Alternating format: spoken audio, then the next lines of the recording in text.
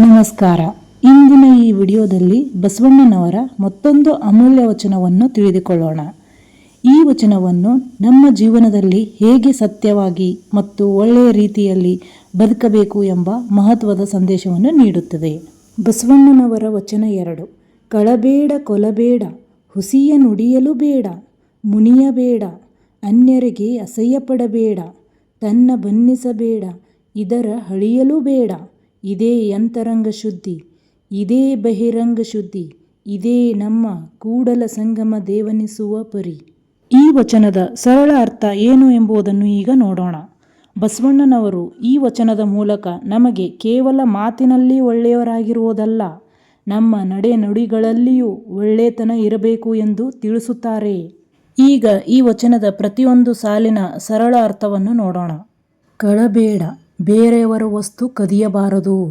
ಕೊಲಬೇಡ, ಯಾವುದೇ ಜೀವಿಗೆ ಹಿಂಸೆ ಮಾಡಬಾರದು.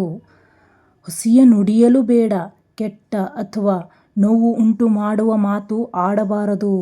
ಮುನಿಯಬೇಡ, ಕೋಪ ಮಾಡಿಕೊಳ್ಳಬಾರದು.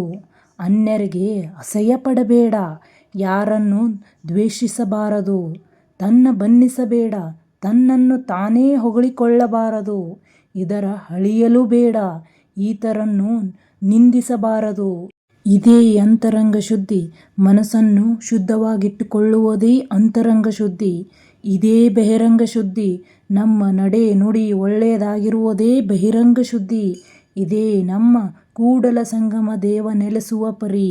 ಹೀಗೆ ಒಳ್ಳೆಯ ಜೀವನ ನಡೆಸುವುದೇ ದೇವರನ್ನು ಒಲಿಸುವ ಮಾರ್ಗ.